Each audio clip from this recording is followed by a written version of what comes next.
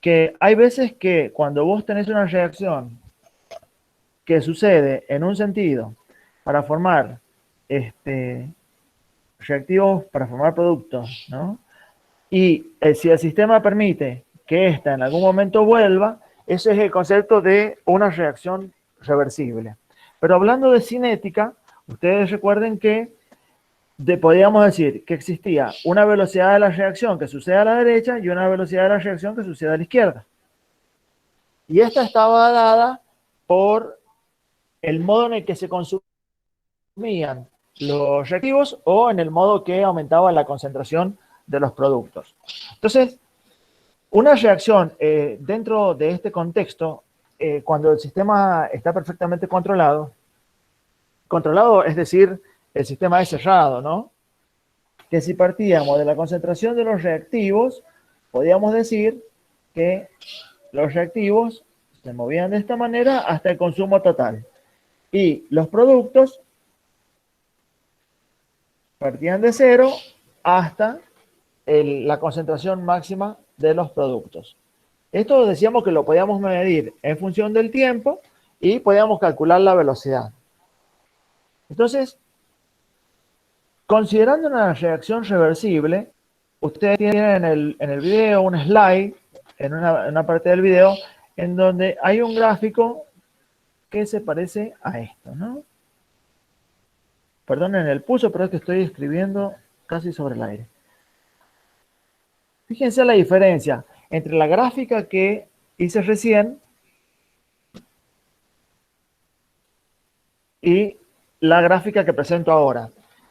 En este caso, los reactivos van decayendo la concentración, acá la concentración de los reactivos va decayendo, y por otra parte va aumentando la concentración de los productos. Pero los reactivos no llegan a cero como lo hacía en el gráfico del principio, en donde la reacción sucedía hasta consumo total. Y los productos no siguen una curva hasta el punto en donde queda la concentración máxima, ¿no? En este caso, queda todo en una dinámica, en una concentración media acá, una dinámica, en donde todavía hay productos y todavía hay reactivos. Esta sería la representación, así de una manera muy resumida, resumiendo el video, de la ecuación que está planteada arriba, ¿no? Una representación en donde se puede evidenciar que la concentración de los reactivos todavía persiste y la concentración de los productos también coexiste en el mismo momento.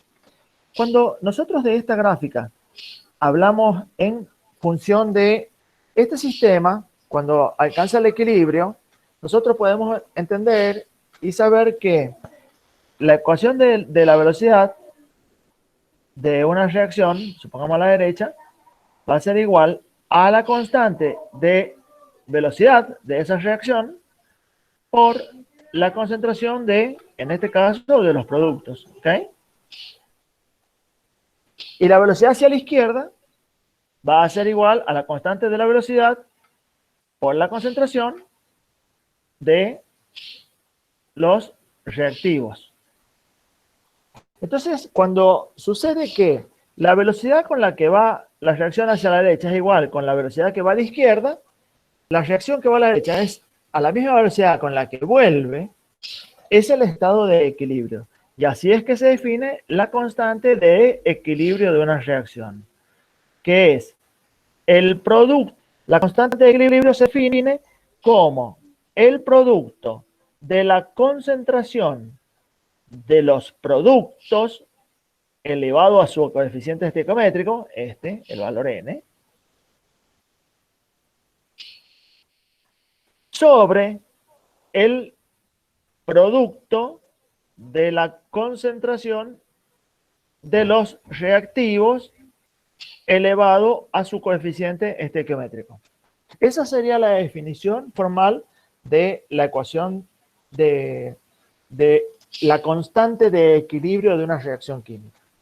La definición de Arrhenius, en donde Arrhenius decía que un ácido es todo compuesto que tiene la capacidad de liberar protones en solución acuosa. Una base es una molécula, es un compuesto que cuando lo colocas en solución acuosa tiene la capacidad también de liberar oxidrilos en el agua. La definición de Arrhenius está trabajando sobre el concepto muy puro de ácidos y bases en solución. Pero algunos compuestos tienen comportamiento ácido-base y no necesariamente involucran en el agua como un disolvente exclusivo. Entonces aparece la teoría de Bronsted y Lowry, que complementa la de Arrhenius. La teoría de Bronsted y Lowry dice que un ácido es un compuesto que puede ceder protones y una base, un compuesto que puede aceptarlos a los protones. Entonces, aparece el concepto ácido-base conjugado. Ustedes recuerden que el ion hidronio es sinónimo de decir protones, porque en realidad el ácido bromídrico libera el protón al agua y no es que ese ion queda disuelto en el agua así mágicamente solo. No, por unas cuestiones de electroquímicas se unen a una molécula de agua y recibe el nombre de ion hidronio. Cuando lo mostramos así, de manera solita, simple, se entiende y se sobreentiende que está unido al agua y se lo denomina protón. Así que hablar de cualquiera de los dos modos de esta unidad operativa es exactamente lo mismo. La teoría de Bronsted y Lowry dice que el ácido es capaz de liberar o ceder un protón. El protón es cedido a la molécula de agua. Por lo tanto, el que cede está actuando como un ácido. Y el que está aceptando este protón, que es el agua, está actuando como una base. Esta molécula de ion hidronio le sobra un protón. Entonces lo puede ceder. Por lo tanto, si lo puede ceder, este se va a comportar como un ácido conjugado. Y este, como va a poder aceptar el protón, es la base conjugada. Por lo tanto, existe el concepto par ácido base conjugada y el concepto base ácido conjugado. Un tema importante que deben considerar también en la lectura es el concepto del agua. Ustedes entiendan que el agua tiene la capacidad de ser una molécula que se disocia de manera parcial. Y digo parcial porque no todas las moléculas del agua lo hacen. Es decir, ella como molécula sí se disocia por completo en un protón y en un oxidrillo. Pero lo que hay que comprender acá es que en realidad esta molécula que está disociada es una molécula de agua. Imaginemos que la primera que estoy escribiendo es la que se va a disociar. Imaginemos que la segunda que escribí son todas las moléculas en las cuales está disuelta esa en particular. Se va a disociar formando un ion hidronio más el oxidrilo. Es decir, acá está la evidencia de que el agua ha captado el protón. Es decir, que evidentemente el agua, según la teoría de Bronsted y Lowry, está actuando como un ácido y como una base. Y ahí también se sustenta el fundamento de que el agua tiene comportamiento ácido-base y es un anfótero. Lo interesante es que la cantidad que se disocia de agua es muy pequeña y eso se midió en el laboratorio. Esta ecuación va a quedar tarde o temprano en un estado de equilibrio y pudiéramos, a partir de ese estado de equilibrio, entender que aplica la constante de equilibrio. ¿Qué sería? La constante de equilibrio de esta ecuación sería la concentración de los productos, ion hidronio, por la de oxidrilo, recuerden, la concentración de los productos sobre la concentración de los reactivos del agua por ella misma. Pero como el agua es toda la misma especie y la cantidad de moléculas de agua que se disocian es tan pequeño, estadísticamente, desde el punto de vista matemático, podemos decir que estas moléculas de agua permanecen constantes. El cambio es no significativo desde el punto de vista estadístico. Y si permanece constante, no tiene sentido dejar una constante ahí, sino que la tenés que pasar para agruparla hacia el otro término. Entonces, cuando a vos te queda la constante de equilibrio por la concentración del agua, que es igual a la concentración del ion hidronio, una constante por otra constante, da una nueva constante. Esa nueva constante, como estamos hablando del agua, en este caso en particular, es la que se va a conocer como el KW o K-Water. El K-Water no es ninguna otra cosa que el producto iónico del agua. El valor de esa constante está definido en el laboratorio. El agua es por ella misma una conductora de la electricidad. ¿Por qué? Porque una porción está disociada en sus iones. Y recuerden que el valor del KW siempre es 1 por 10 a la menos 14. Entonces, aplicando el logaritmo decimal desde el punto de vista matemática, si nosotros aplicamos al KW las propiedades del logaritmo, vamos a obtener tarde o temprano la definición de pH,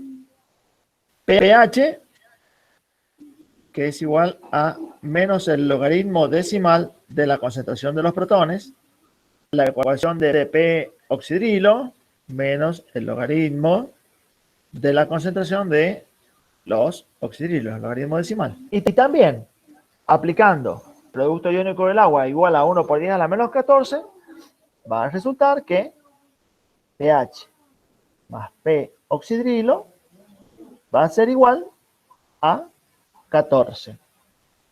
Entonces, en la escala de pH, ustedes estudiaron que 0, el punto medio que es 7 y pH 14 era lo máximo. ¿Y este 14 de dónde sale? Bueno, precisamente el 14 está asociado a esto, ¿no? A este número que ustedes ven acá. Todo lo que está por debajo de pH 7 es ácido. Todo lo que está por encima de pH 7 es alcalino.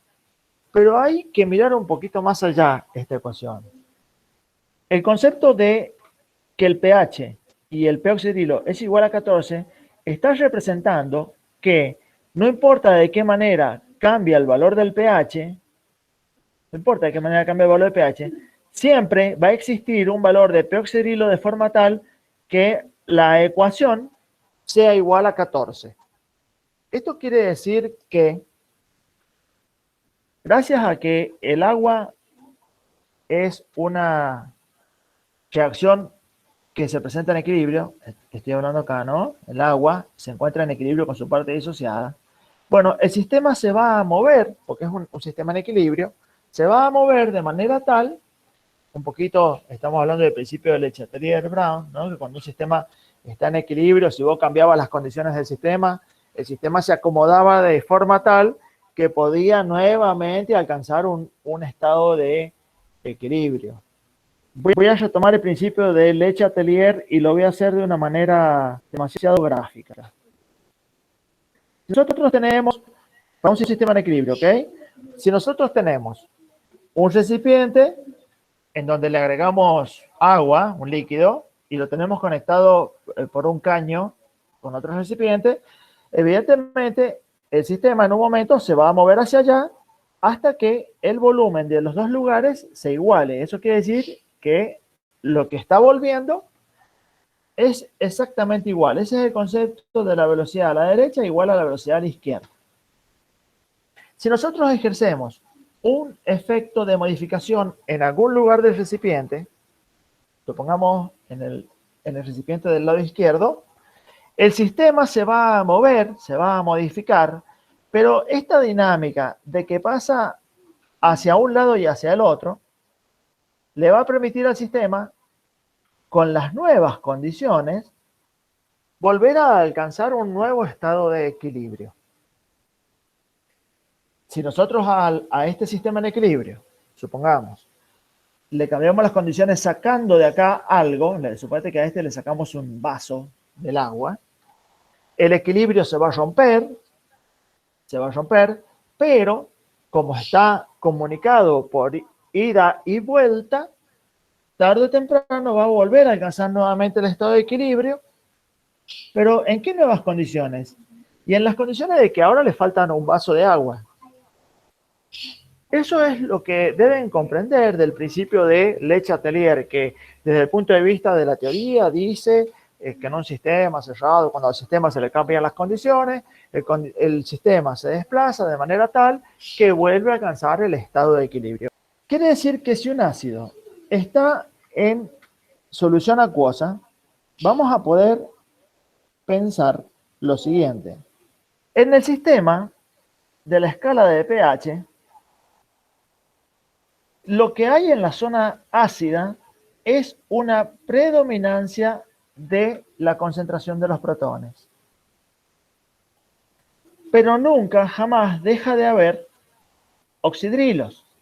En la zona alcalina hay una predominancia de oxidrilos. Pero jamás deja de existir también los protones. ¿Por qué? Porque siempre que trabajemos este concepto, la operatoria del pH y peroxidrilo siempre va a ser igual a 14. En cualquier punto.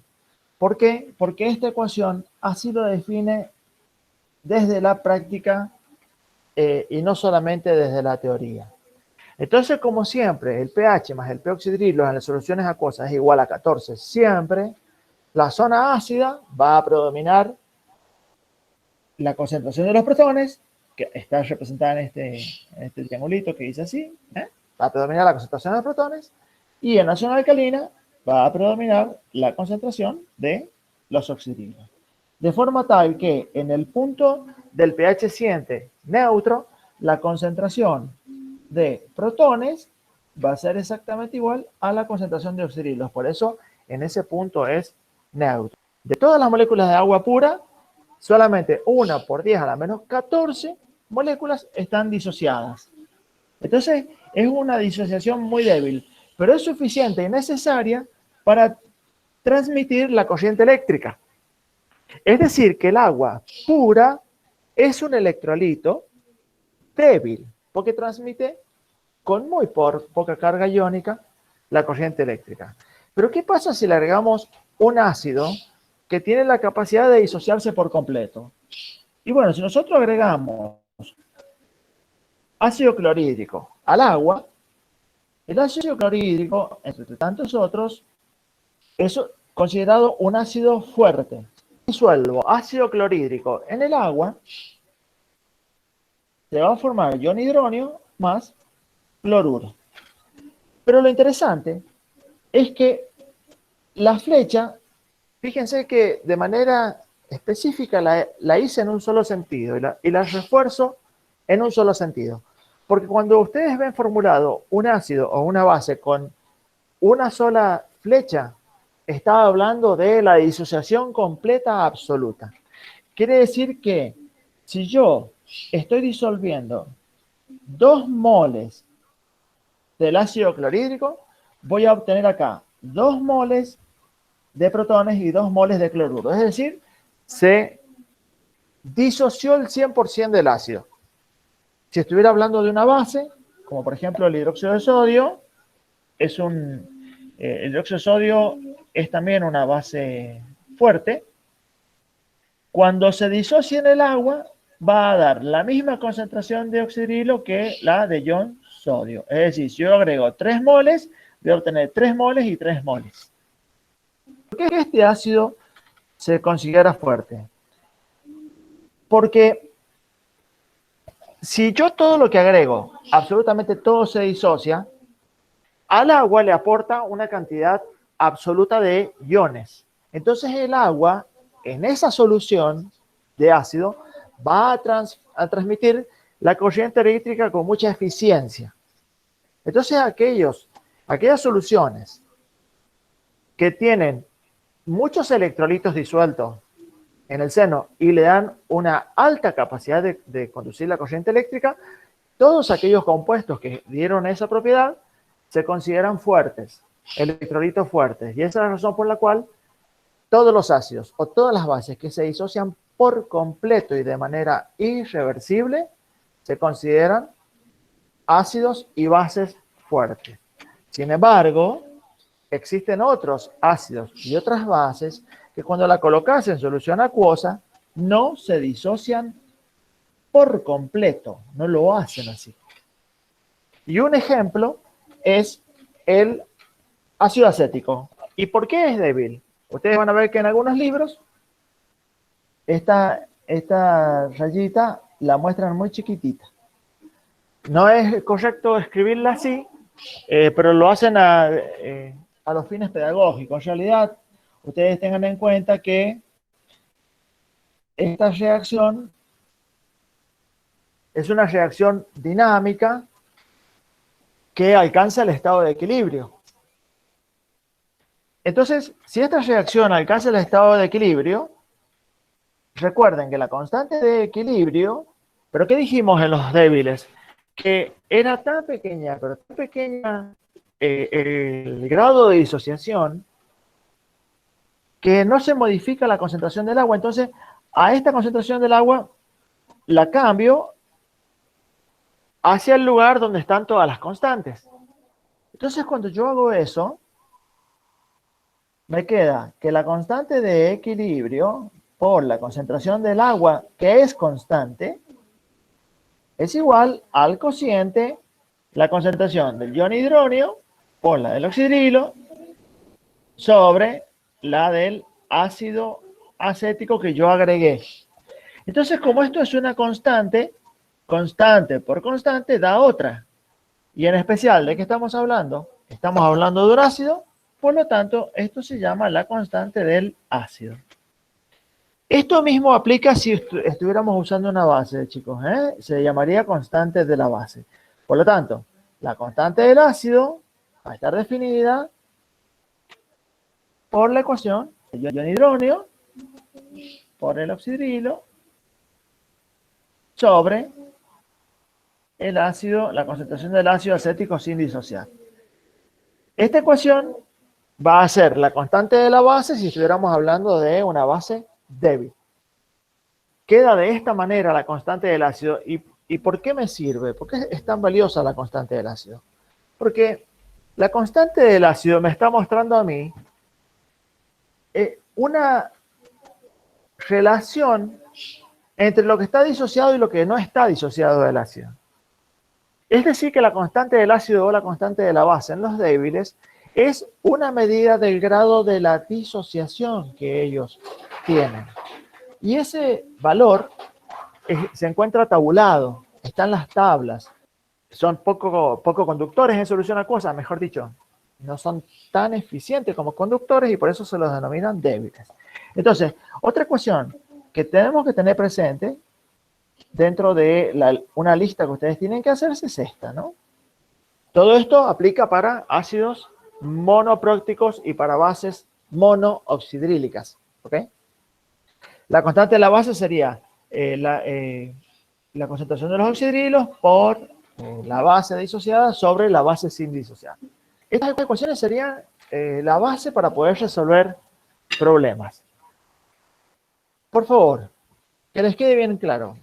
Cuando hablemos de un débil, el único modo de saber de todo el ácido o de toda la base débil que yo agregué al agua, qué proporción se disoció, es utilizando la constante del ácido o la constante de la base. Es lo que a mí me está diciendo qué cantidad de protones o de oxidrilos se están disociando del total de la concentración que yo he agregado. Vamos al problema. ¿Cuál es el pH? ¿Cuál es el p-oxidrilo? ¿Cuál es la concentración de protones? ¿Cuál es la concentración de oxidrilos de una solución de ácido clorhídrico de concentración 0,07 molar? Supongamos que ese sería un problema. No deben quedar atrapados en la trampa de preocuparse cuando les pido de un ácido fuerte el p-oxidrilo y la concentración de oxidrilos, porque les acabo de decir que en la escala de pH conviven las dos especies. Entonces, ¿qué fórmulas vamos a usar para trabajar con este problema? Por una parte, van a hacer el pH. Ustedes fíjense, lo primero que tienen que hacer siempre, va un consejo, lo primero que tienen que hacer siempre es plantear la ecuación de la disociación. Siempre. Entonces ustedes entiendan que si yo estoy colocando 0,07 molar y es un ácido fuerte, la concentración de los protones va a ser 0,07 y la de cloruro 0,07 molar. Entonces, ¿cómo voy a calcular el problema? Y pH es menos el logaritmo de la concentración de los protones. Es decir, menos el logaritmo de 0,07 molar. P-oxidrilo, ¿de dónde lo saco? Y bueno, si yo conozco ya el pH y yo sé que pH más P-oxidrilo es igual a 14, yo ya sé esto porque es una definición. Yo de acá despejo P-oxidrilo. Va a ser igual a 14 menos pH. Y acá vas a obtener el resultado de tu problema. Por otra parte, ¿de dónde voy a sacar yo la concentración de los protones? Si es un ácido fuerte, la concentración de los protones directamente es igual a la concentración del fuerte que yo agregué, porque les acabo de decir que se disocia por completo. Entonces, la concentración de los protones va a ser igual a la concentración del ácido, 0,7 molar. ¿Cuál va a ser la concentración de los oxidrilos? Y la concentración de los oxidrilos yo lo puedo sacar de otra ecuación que yo conozco por definición, que es el KW, producto iónico del agua. Si yo conozco la concentración de los protones, yo sé perfectamente cuánto vale el KW, simplemente despejo oxidrilos. Oxidrilos va a ser igual a el KW sobre la concentración de los protones. Y acá obtenés el resultado de tu problema. ¿Cuál es el valor de todos estos parámetros para el ácido sulfúrico, que es un ácido fuerte? Siempre les vamos a decir en el parcial si es fuerte o si es débil. Fíjense, el ácido sulfúrico te da 2 protones más un ion sulfato. ¿Por qué? Por su fórmula, ¿ven? La fórmula del ácido sulfúrico tiene 2 protones. Entonces, si es fuerte y él se disocia por completo, lo que está aportando a la solución es 2 veces la concentración molar. Es decir, que si yo agregué 0,05 moles de ácido, yo en realidad obtengo en la disociación 2 veces 0,05 moles de ácido del protón. Y una sola vez, acá lo ven, el coeficiente estequiométrico es el 1, ¿no? Acá sería 0,05 molar. Entonces, ¿qué datos voy a utilizar yo? Y para calcular pH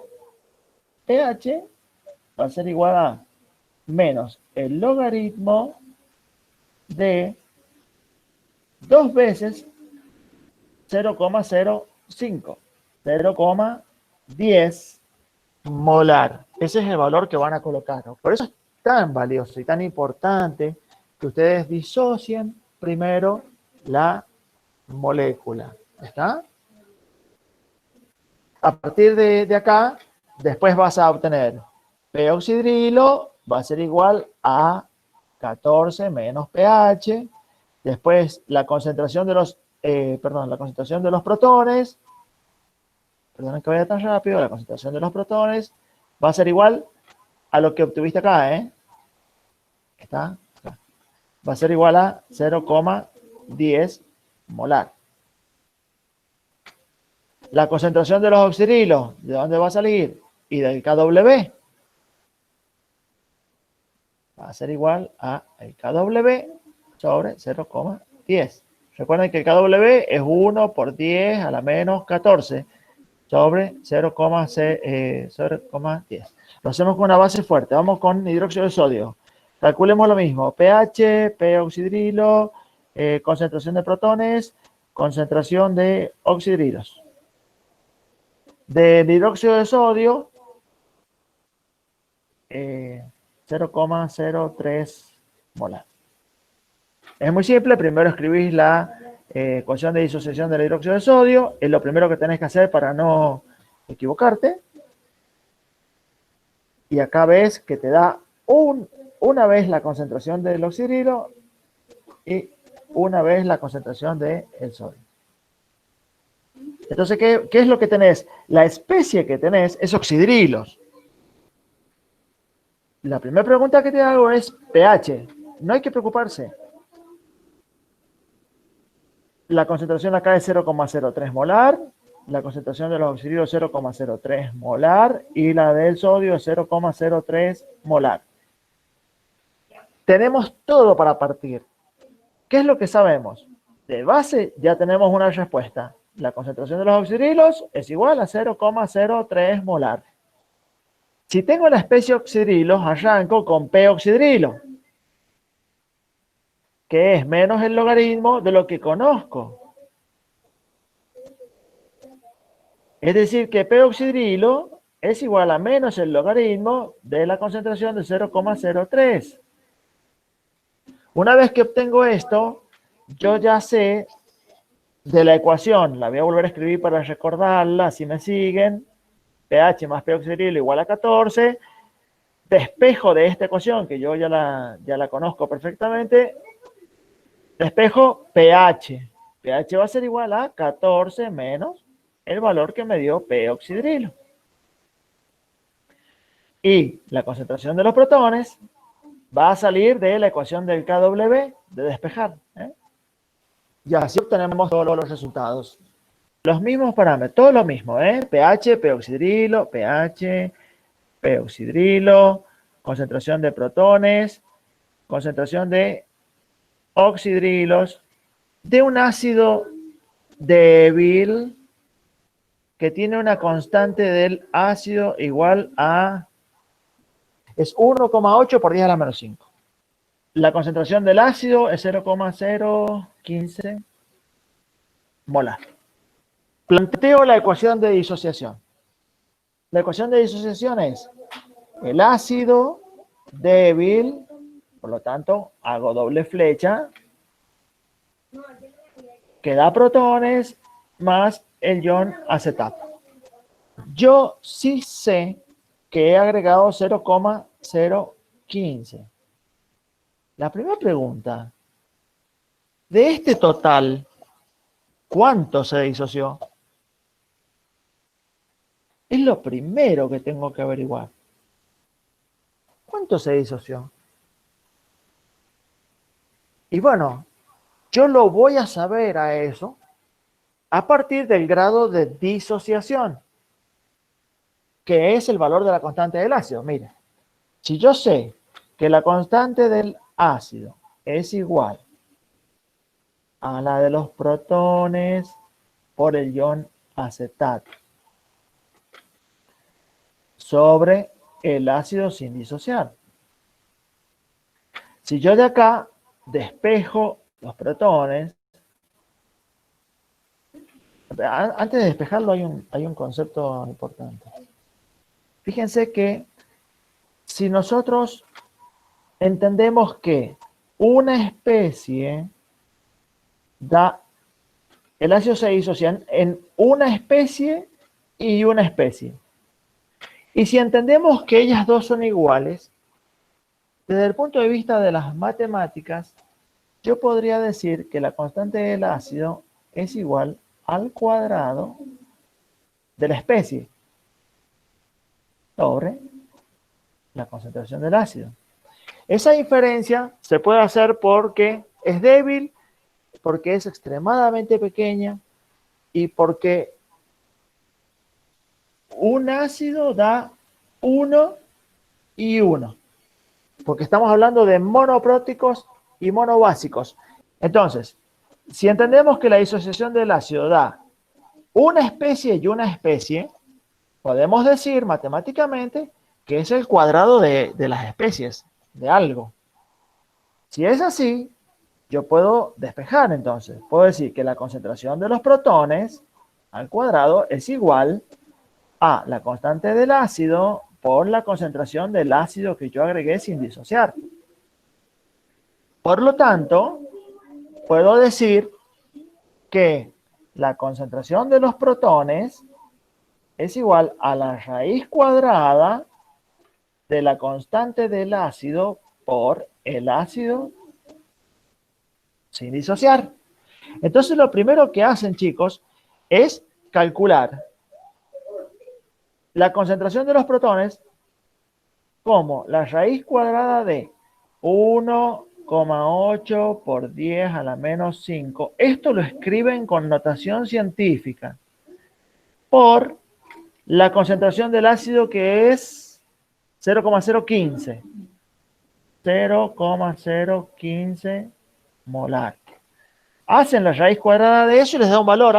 Fíjense, lo primero que averiguo es esto. pH va a ser igual a menos el logaritmo del valor que acabamos de averiguar. P oxidrilo va a ser igual a 14 menos el pH. La concentración de los oxidrilos no va a ser ninguna otra cosa diferente que el KW sobre la concentración de los protones que acabamos de averiguar. Y así queda todo cerrado. Es decir, la clave de un débil es que necesitas el valor de la constante. O al menos el porcentaje o grado de disociación. El ácido acético de concentración 0,017 molar, que se disocia con un grado de disociación del 0,3%, yo le estoy dando del total, ¿cuánto es el porcentaje o la cantidad que se disocia? Yo les estoy diciendo que 0,017 es todo lo que agregué. De eso, solamente el 0,03% es lo que se ha disociado. Entonces, ¿qué tenés que hacer?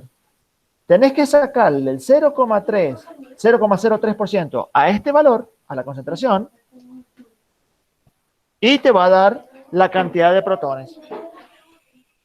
De esto, ahora podemos escribir la ecuación de disociación y decir que 0,017 moles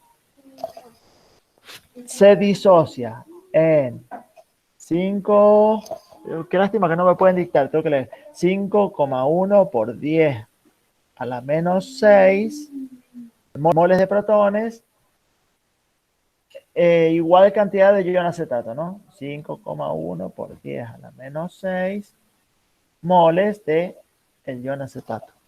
Muchísimas gracias por la atención, chicos. Muchas gracias por la buena onda y la buena voluntad. Nos vemos, si Dios quiere,